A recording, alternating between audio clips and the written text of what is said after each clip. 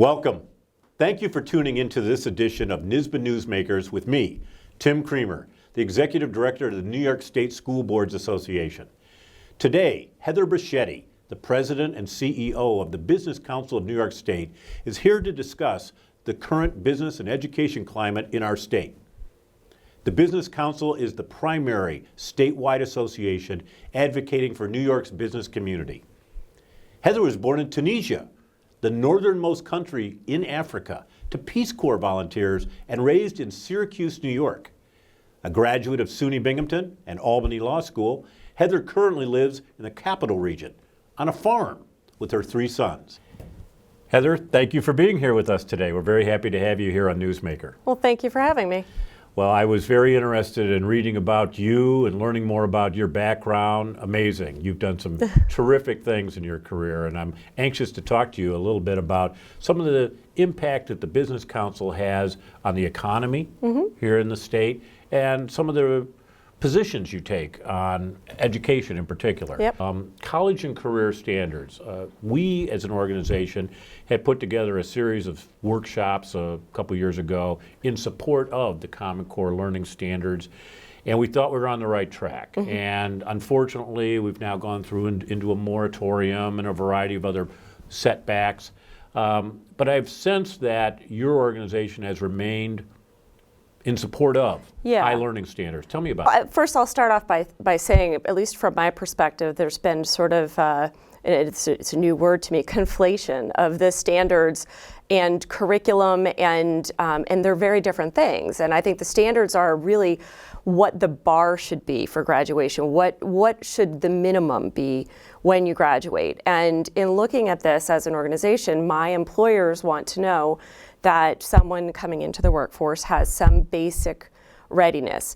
If they're not going directly into the workforce, if they're going to college, their parents are going to want to know that they have some basic readiness so they don't spend years doing remediation. Sure. I know you represent about 2,400 private sector businesses. Yes. Do you hear from some of those employers that the students that are graduating from high school in New York are not ready to take on these jobs? Yeah, I mean, I think I would take it a step further and say that in many instances there are examples where employers have tried to intervene and assist in basically improving the outcomes so that when kids do graduate, they're able to enter the workforce or they're able to go directly into college. Science, technology, engineering, and math, what we oftentimes refer to as STEM. Some people want to throw in arts and call it STEAM, but STEM. Yeah.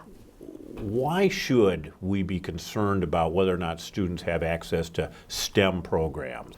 Well, I mean, I think really basically the vast majority of the jobs that are going to be created in the next 10 to 20 years are going to require some basic skill set in science, technology, engineering, math. I would personally say one of the biggest complaints I hear from employers, other than lacking in math skills, is writing. And that's, interestingly not included on that list. And of course, as a child of a retired art teacher, public school art teacher, I think the A should be in there. But I would add in a lot of other things too. I think they should be learning financial literacy, basic ethics. All of these things would require a longer school day, which I personally am not opposed to, but I know that there's a lot of people who I think it's silly that we're still on an agrarian calendar, and I live in a rural school district. Yeah. With current technology, some of the things that we've taken for granted in terms of personal interaction and face-to-face communication and written communication, some of those are culturally not as important to kids who have smartphones, who can look something up on the internet and communicate in tweets. And so we might have to focus a little bit more on not taking that for granted, that everyone knows how to, do an introduction, say hello face to face, have a customer interaction. Those are things that we might have to, sort of cast a little bit more light on. As the technology, I mean, I describe it as my kids being in their phone, and we could all be sitting in the same room and no one's talking to each other. Yeah. What's your position as an organization on the property tax cap, and how do you see it working? Well, first I'll say we strongly advocated for the property tax cap as an organization, and we're very, very pleased to see it go into effect. Everyone who owns a property pays property taxes.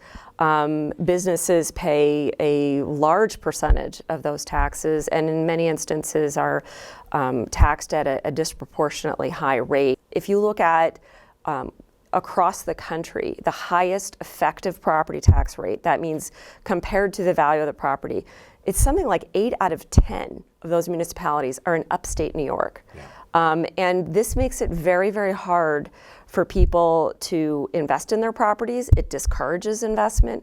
It encourages people to move out of communities that desperately need investment and residents.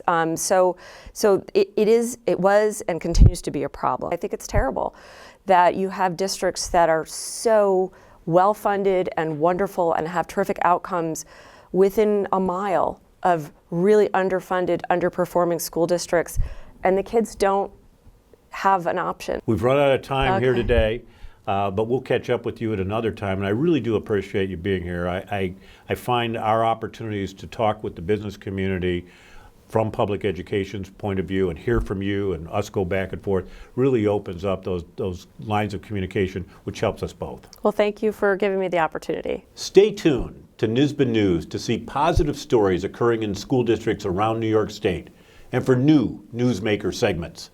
On behalf of my colleagues at NYSSBA, have a great day.